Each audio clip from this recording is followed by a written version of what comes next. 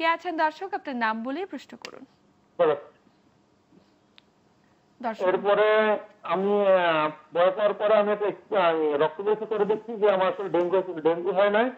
পরে আমি ওষুধ খাওয়াতে আমার জ্বরটা কমে গেছে। কমে যাওয়ার পরে এখন আমার শরীর ব্যথাটাও কমছে, কিন্তু হঠাৎ করে আমার বুকের দিকে একটু ব্যথাও করতেছে এবং নামাজ পড়তে গেলে শুতে দিতে গেলে বুক যেন বুক ছিঁড়ে পড়ে। জি, ছিঁড়ে পড়ে এখন আসলে আবার কালকে থেকে দেখছি আমার সারা শরীরে ফুটতেছে, মনে হইতেছে যে ফুটতেছে। মানে ব্যথা করছে তাই তো?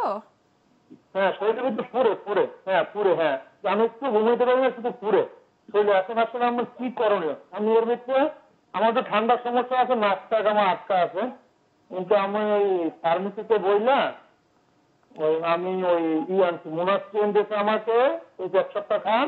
আর ওই যে ডেসফ্লোর আছে না, ডেসফ্লোর দৈনিক রাত 1টা বের খাওয়া থেকে সাথে গ্যাস্ট্রিকের ট্যাবলেট।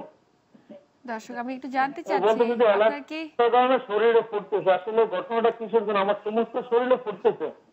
আমি গোসলও করছি সাবান টাবান দিয়ে, কিন্তু এখন ফুটতেছে। জি, আপনি সাথেই থাকুন, আমরা বিষয়টি নিয়ে একটু আলোচনা জানা দরকার আপনার বয়স কত এবং ডায়াবেটিস আছে কিনা। না, আমার ডায়াবেটিস না, আমি ডায়াবেটিস মাইপেটেছি স্যার।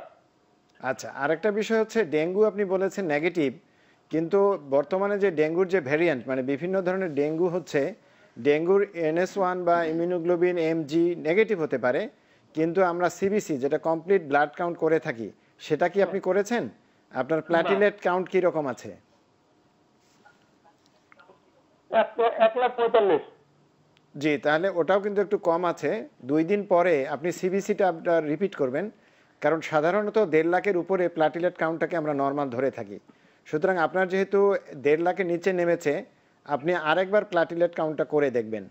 আর সারা শরীর পোড়ায় মানে খুব সম্ভবত আমরা যেটাকে বার্নিং সেন্সেশন বলে থাকি, সেটা হচ্ছে আপনি ভিটামিন সুপ্রা বি জাতীয়, ধরেন ভিটামিন B1 to 6 বা 12, এই ভিটামিন কয়েকদিন খেয়ে দেখেন।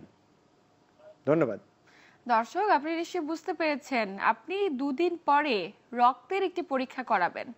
রক্তের পরীক্ষাটি করানোর পরে যদি দেখেন আপনার প্ল্যাটিলেটটি নেমে গিয়েছে, অবশ্যই আপনি একজন বিশেষজ্ঞ চিকিৎসককে দেখাবেন, তিনি যেন মেডিসিন স্পেশালিস্ট হয়, এবং পাশাপাশি আপনি তরল জাতীয় খাবারগুলো একটু বেশি খান এবং আমাদের চিকিৎসকের দেওয়া পরামর্শ মেনে ভিটামিন ট্যাবলেটটি গ্রহণ করুন।